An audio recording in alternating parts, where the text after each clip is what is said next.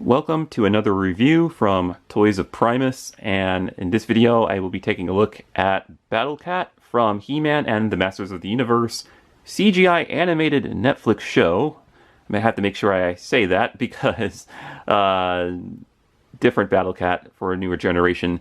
Now I only own two other Battle Cats in my collection. I have the one from Origins, of course, right there, and see the lovely artwork on the back of that. And of course I have the one from Revelations, who happens to be extremely big. One of the biggest Battle Cats, but not the biggest Battle Cat. I believe there's another Battle Cat figure out there that is bigger than the one from Revelations. I can't remember which line it was under, but yeah, it was way bigger than this guy. So one difference I can tell between the new Battle Cat and of course the more classic ones, and of course there's other ones from like the 2002 series and one from like the classic series, which I don't own any of those. But one difference is that the armor on this new one, it seemed like it's non-removable, whereas some of the other ones you can actually remove his faceplate and the saddle, and you can just have him as Cringer. But for this new one, I don't think it has any removable pieces, so all the armor is just pretty much stuck on him for good. But he has some cool features here, or actually, I think only one, maybe just one or two features where you can do like a claw or paw slashing action.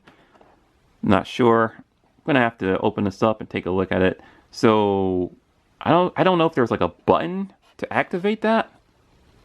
I don't know. I'll hold it up close to the camera so you can see what's going on there.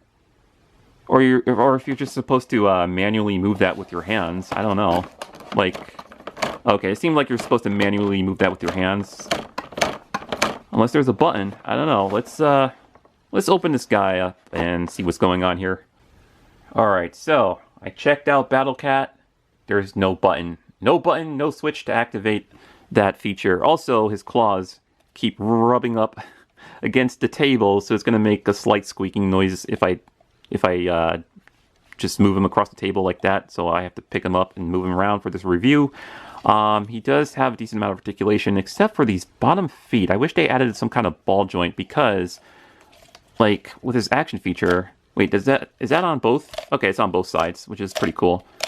But you could also do it that way too, to make it look like he's doing a scratching attack. But see how the way the feet are positioned, there's like no ball joint to kind of like, you know, pivot that forward a little bit to make it look like he's really in an attack pose.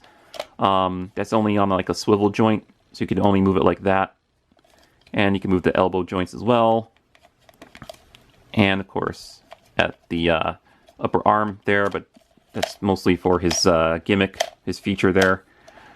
As for his back legs, they do move forward and back, and at the ankle joint right there. Oops, right there.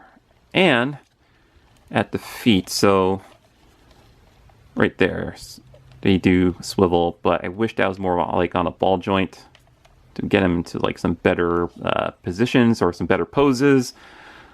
And the tail, that's articulated as well. So you have the tail up like that, right? Or down like that. His head does move. Goes up and down. Turn it left and right. And he has an articulated jaw. Nice touch, but I still wish there was a button for that. But that's alright, that's alright.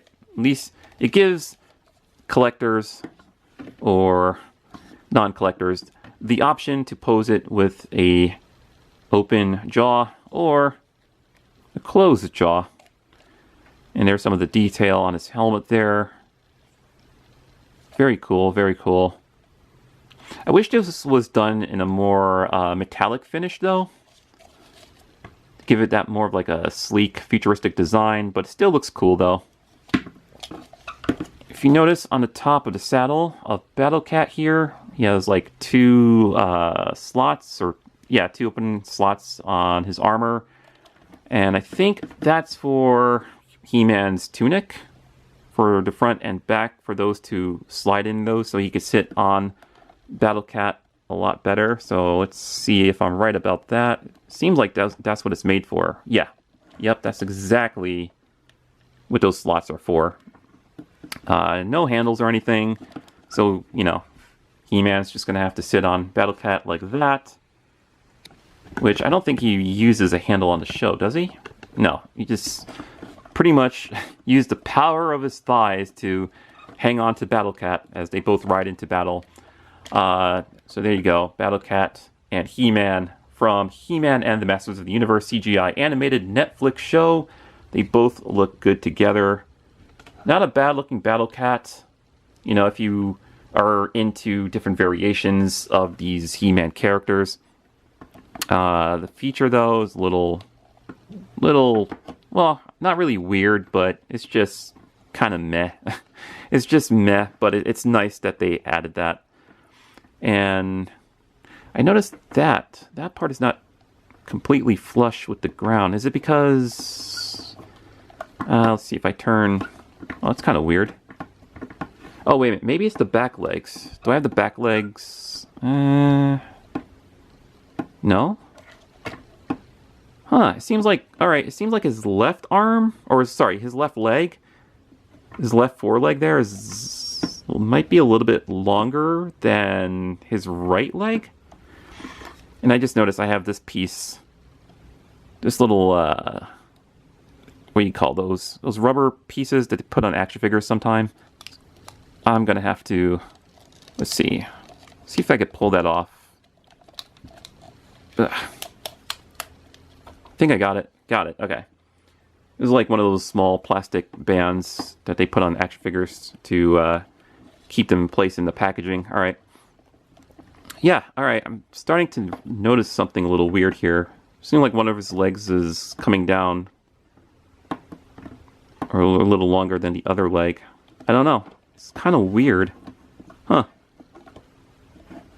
I mean, if you just pose him on the shelf, I don't think nobody's really gonna notice, depending on the angle you pose him in. Let's see. Because it doesn't seem like all 4 of his paws is flush with the table, right? Seem a little lopsided. Alright, so that's something to notice. That's not really a complaint with me because, well, I mean, the figure is still able to balance, and you're still able to put a He-Man figure on the Battle Cat, so I don't think it's a big deal. It's not really a big deal. Plus, these are cheap figures, right? So these are not like expensive high-end collectibles. So, you know, it's not a big concern.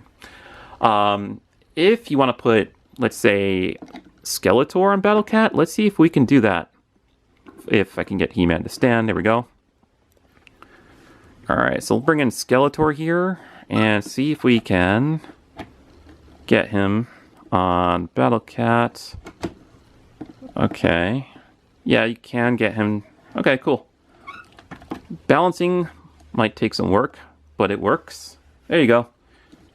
So yeah, if you want to put Skeletor on Battle Cat, you can do that.